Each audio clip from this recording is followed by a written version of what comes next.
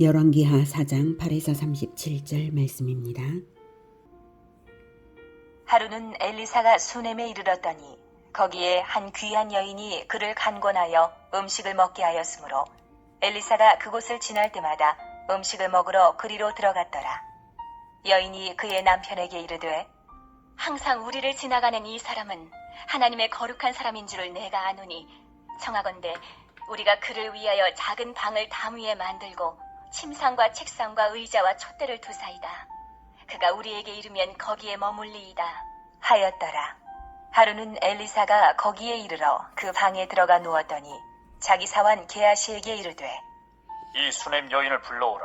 하니 곧 여인을 부르매 여인이 그 앞에 선지라. 엘리사가 자기 사환에게 이르되 너는 그에게 이르라. 내가 이같이 우리를 위하여 세심한 배려를 하는도다. 내가 너를 위하여 무엇을 하랴? 왕에게나 사령관에게 무슨 구할 것이 있느냐? 하니 여인이 이르되 나는 내 백성 중에 거주하나이다 하니라. 엘리사가 이르되 그러면 그를 위하여 무엇을 하여야 할까? 하니 게하시가 대답하되 참으로 이 여인은 아들이 없고 그 남편은 늙었나이다. 하니 이르되 다시 부르라. 하여 부름에 여인이 문에 서니라. 엘리사가 이르되 한 해가 지나 이때쯤에 내가 아들을 안으리라. 하니 여인이 이르되 아니로소이다. 내 주 하나님의 사람이여 당신의 계집종을 속이지 마옵소서 하니라. 여인이 과연 잉태하여 한 해가 지나 이때쯤에 엘리사가 여인에게 말한 대로 아들을 낳았더라. 사랑하는 형제 여러분, 11월 15일 화요일 새벽 목상에 오신 것을 환영합니다. 진정한 신앙개혁이 없는 북이스라엘에 그나마 엘리사가 있어서 소수의 신실한 백성들에게 이적으로서 은총을 베푸시는 몇 가지가 본장에 나오고 있는데요. 하나님께서 북이스라엘 왕가는 버리셨을지라도 그 신실한 백성들에 대한 하나님의 은총은 결단코 사라지지 않았음을 보여주시는 장면들입니다. 7절까지는 엘리사를 섬겼던 선지자의 과부 아내가 채권자에게 두 아들을 종으로 빼앗길 뻔한 상황에서 기름병에서 기름이 계속 흘러나와서 빌려온 그릇들을 다 채우고 채무 변제와 생활 자원이 되게 한 것을 보았습니다. 8절부터는 수넴 여인이 엘리사를 자원하여 섬겨서 생각지 않은 출산의 축복을 받은 이야기입니다. 8절에 귀한 여인이라고 하죠. 그것은 부자라는 뜻입니다. 부유한 여인이 엘리사를 섬기는 것을 아주 기쁘게 여겨서 자원해서 식사를 대접했으므로 엘리사는 늘 오가는 길에 이곳에 들러서 음식 대접을 기쁘게 받은 것입니다. 이렇듯 자원하여서 섬기는 것을 하나님께서 기뻐하시죠. 예, 그러라고 우리에게 자유의지를 주신 것입니다. 수넴 여인은 엘리사를 섬기며 교제하다 보니 엘리사가 진정 하나님의 거룩한 사람인 줄을 더욱 알게 되었고요. 또한 엘리사가 늘 오가는 길에 이제 갈멜산에서 이제 뭐 길갈이나 여리고까지도 늘 오고 다녔는데 오가는 길에 늘 이곳에 들러서 이제 늘 오가는 길에 이제 경로에 그 중간에 자기 집이 있기 때문에 수넴 여인은 식사 대접에 그치지 않고 남편에게 청해서 숙박도 제공을 합니다. 예, 먼 길을 오고 가니까 숙박이 필요한 거죠. 그래서 일부러 방을 만들어서 말입니다. 아마도 옥상에 방을 만든 것 같아요. 묵상과 기도와 저수를 할 수 있도록 세심한 준비를 해주고요. 그 섬김이 아주 특별한 것이기 때문에 엘리사도 특별한 보답을 해주고 싶어서 불러서 묻습니다. 여기서 사환 게하시에게 물었다라고 굳이 성경이 사환 게하시를 기록하는 이유는요. 기적적인 사건을 요청하는 중간 매개자가 되기도 하고 또한 그 증인이 되기 때문입니다. 그런데 불러놓고도 엘리사는 직접 대고 말을 한 것이 아니라 사환 게하시에게 말을 전하게 해요. 아마도 여인을 대하는 것이므로 아무 오해가 없게 더욱 조심하는 것이겠죠. 네. 그리고 13절에 내가 이같이 우리를 위하여 세심한 배려를 하는도다 칭찬을 하고서 왕에게나 사령관에게 무슨 구할 것이 있느냐라고 해요. 엘리사가 모압과의 전쟁에서 승리를 거둔 결정적 역할을 했잖아요. 그래서 여호람 왕의 절대 신임을 받고 있으므로 왕이나 사령관만이 할 수 있는 큰 일을 요구해도 들어줄 수 있다. 이런 뜻으로 뭘 해줄까 한 거죠. 그런데 수넴 여인은 나는 내 백성 중에 거주하나이다 라고 해요. 즉 백성 중에 거주하는 지금 이 상태로 만족한다는 뜻이죠. 정치 권력으로부터 도움을 받아야 할 일까지는 없다는 뜻입니다. 또한 지금까지 엘리사를 섬기는 것이 그 어떤 다른 의도나 사심이 따로 있어서가 아님을 확인할 수 있습니다. 그래서 게하시에게 엘리사가 물은 것이고요. 참으로 이 여인은 아들이 없고, 그래서 물으니까 게하시가 이 여인은 아들이 없고 그 남편은 늙었나이다. 즉 남편이 이미 늙어서 생식 능력을 상실한 터라 남편이 죽기 전에 후사를 남겨야 할 시급한 때임을 알린 것이죠. 그래서 엘리사가 다시 불러 말합니다. 내가 한내가 지나 이때쯤에 네가 아들을 안으리라. 이때 여인이 아니로소이다. 내 주 하나님의 사람이여 당신의 계집종을 속이지 마옵소서 라고 한 것은 불가능한 일이기 때문에 과거 사라도 이제 이삭을 낳을 것을 1년 후에 아기를 낳을 것이다 라고 하나님께서 말씀하실 때 듣고 웃었잖아요. 바로 그런 것처럼 이제 이 수넴 여인도 똑같이 그렇게 말을 한 것입니다. 그런데 그 여인이 정말로 아기를 낳았어요. 네, 기적이 일어난 것이죠. 자, 18절. 그 아이가 자라매 하루는 추수꾼들에게 나가서 그의 아버지에게 이르렀더니 그의 아버지에게 이르되 내 머리야, 내 머리야. 하는지라. 그의 아버지가 사환에게 말하여 그의 어머니에게로 데려가라. 함에 곧 어머니에게로 데려갔더니 낮까지 어머니의 무릎에 앉아있다가 죽은지라.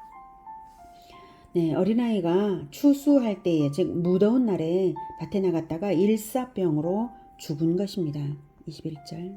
그의 어머니가 올라가서 아들을 하나님의 사람의 침상 위에 두고 문을 닫고 나와 그 남편을 불러 이르되 청하건대 사환 한 명과 나귀 한 마리를 내게로 보내소서.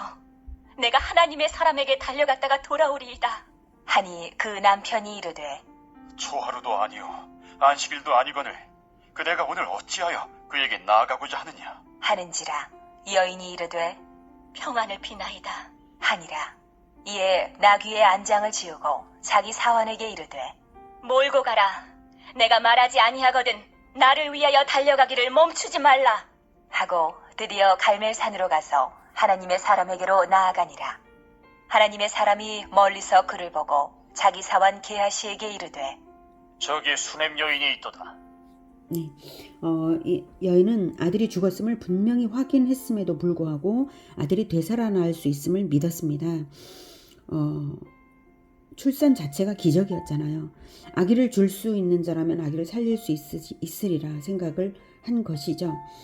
그래서 남편에게도 아이의 죽음을 알리지 않았고 과거 엘리야가 자기 침상에 아이를 눕혀서 소생시켰음을 떠올렸는지 엘리사의 침상에 시신을 눕히고는 남편에게는 내색도 않고 아무 일 없다는 듯이 그저 걱정하지 마세요 하고 그저 다녀올 허락을 받고는 엘리사에게 급히 쉼없이 달려간 것입니다.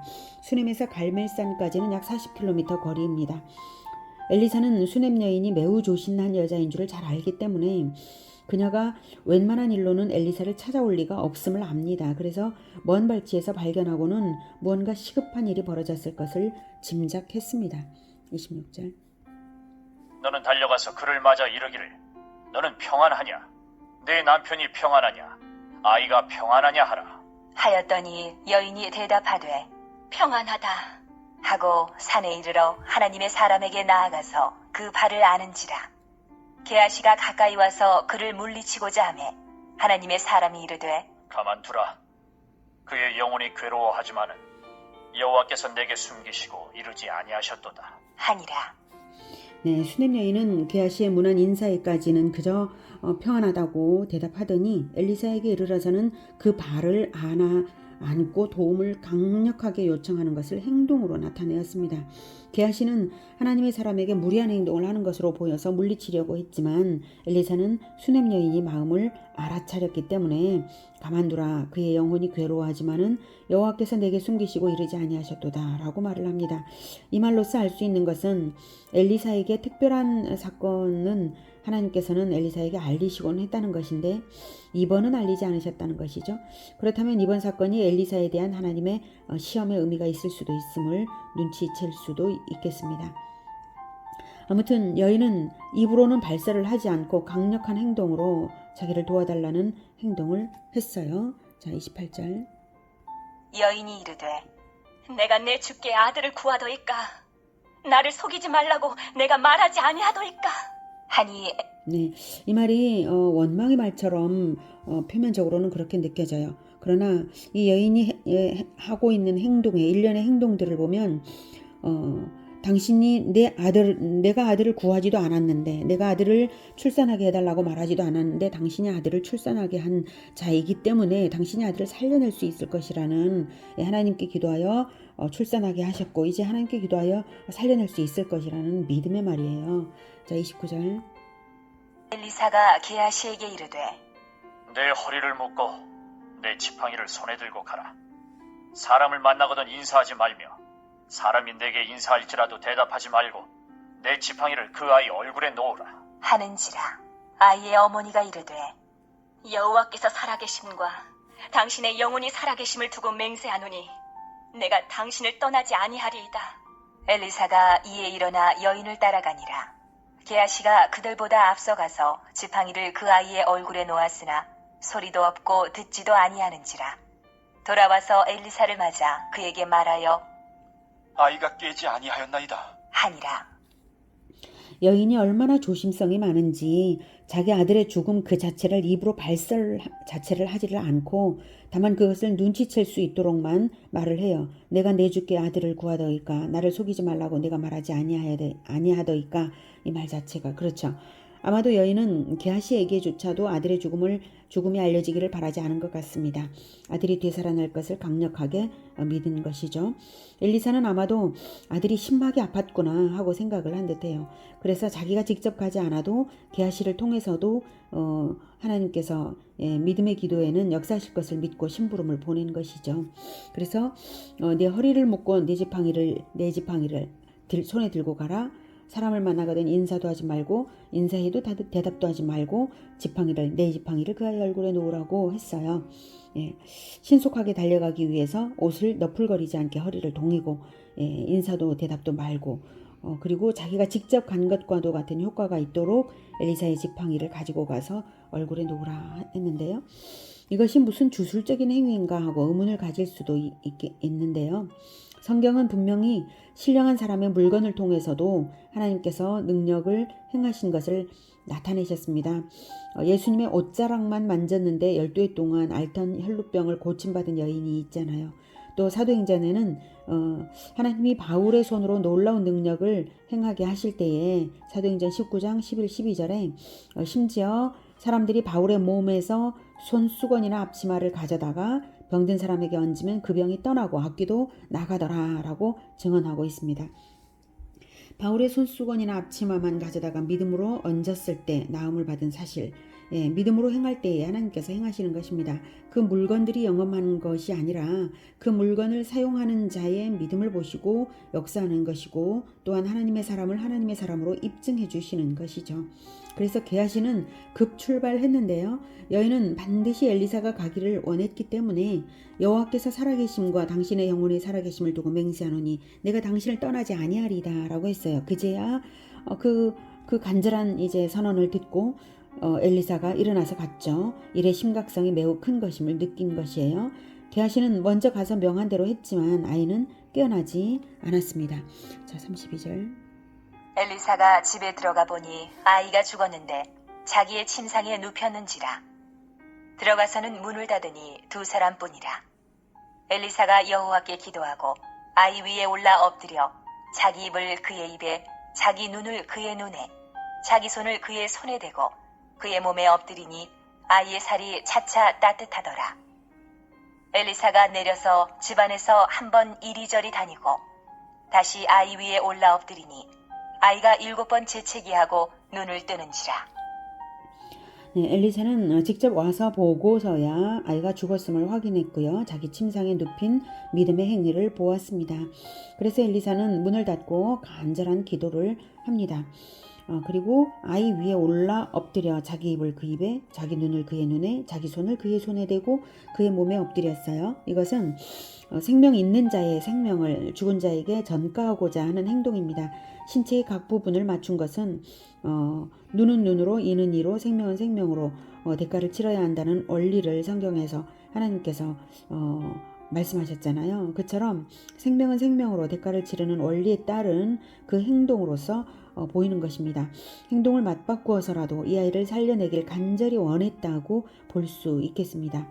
또한 이 행동은 스승 엘리야가 사르밧 과부의 아들을 살려낼 때의 행동과도 같은 것입니다. 스승에게 배웠겠죠? 그래서 아이의 살이 차차 따뜻해졌지만 생명력은 없었어요. 그래서 엘리사는 아이를 완전히 소생시켜내고자 이리저리 다니며 진력하여 기도를 했고요. 다시 아이 위에 올라 동일한 행위로서 기도했습니다. 아이가 7번 재채기하고 이제 눈을 뜬 것은 7은 완전성을 의미하는 상징수입니다. 그래서 재채기로서 7번의 재채기로서 그 아이를 묶은 죽음의 영이 완전히 떠나고 완전히 살아나는 것입니다. 36절. 엘리사가 게하시를 불러 저 수냄 여인을 불러오라. 하니 곧 부름에 여인이 들어가니 엘리사가 이르되 내 아들을 데리고 가라. 하니라. 여인이 들어가서 엘리사의 발 앞에서 땅에 엎드려 절하고 아들을 안고 나가니라. 네, 마치 아무 일도 없었다는 듯이 그랬어요. 그래야만 하는 이유가 아이의 죽음을 아무에게도 알리지 않았기 때문에 이 놀라운 기적 앞에서 숨죽이고 조용히 보낸 것입니다. 아이의 소생을 아는 증인은 오직 사환 게하시밖에 없는 것이죠. 이 아이의 소생으로서 나사로의 소생이 그렇듯이 그리스도가 생명의 주 되심을 예표하고 그리스도의 부활이 예표된 것입니다. 오늘은 믿음으로 자원하여 하나님의 사람을 섬긴 수냄 여인이 기적으로 출산하고 또한 기적으로 아들을 소생받은 것을 보았습니다. 하나님의 사람을 알아보고 섬기는 것에 대해 하나님께서 이렇게 복 주시고 그렇게 또한 하나님의 사람이 하나님의 사람임을 증명해 주시는 것입니다. 예수님은 예수 제자들과 또한 예수 제자를 섬기는 자들이 받는 복이 바로 그런 것임을 이렇게 말씀하셨습니다. 마태복음 10장 40에서 42절에 너희를 영접하는 자는 나를 영접하는 것이요 나를 영접하는 자는 나를 보내신 이를 영접하는 것이니라. 선지자의 이름으로 선지자를 영접하는 자는 선지자의 상을 받을 것이요 의인의 이름으로 의인을 영접하는 자는 의인의 상을 받을 것이요 또 누구든지 제자의 이름으로 이 작은 자 중 하나에게 냉수 한 그릇이라도 주는 자는 내가 진실로 너희에게 이르노니 그 사람이 결단코 상을 잃지 아니하리라 하시니라. 네. 이렇게 예수님을 따르는 자들은 곧 예수님을 보내신 하나님처럼 영접받기를 바라신 것이 바로 예수님의 마음이십니다. 그리고 그렇게 영접하는 자는 반드시 상을 주실 것을, 영접하는 자에게 상을 반드시 주실 것을, 심지어 냉수 한 그릇 대접한 것까지도 다 보상하시겠다고 선언하신 것입니다. 우리가 수냄 여인처럼 자원하여 예수 제자를 섬기고 또한 엘리사처럼 믿음으로 생명을 다하여 사역하는 축복의 통로가 되기를 기원합니다. 기도하겠습니다. 하나님, 우리는 예수 제자로 살아가고자 하며 지금 그렇게 살아가고 있습니다. 하나님, 우리가 진정 예수 제자가 될 수 있도록 도와주시옵소서.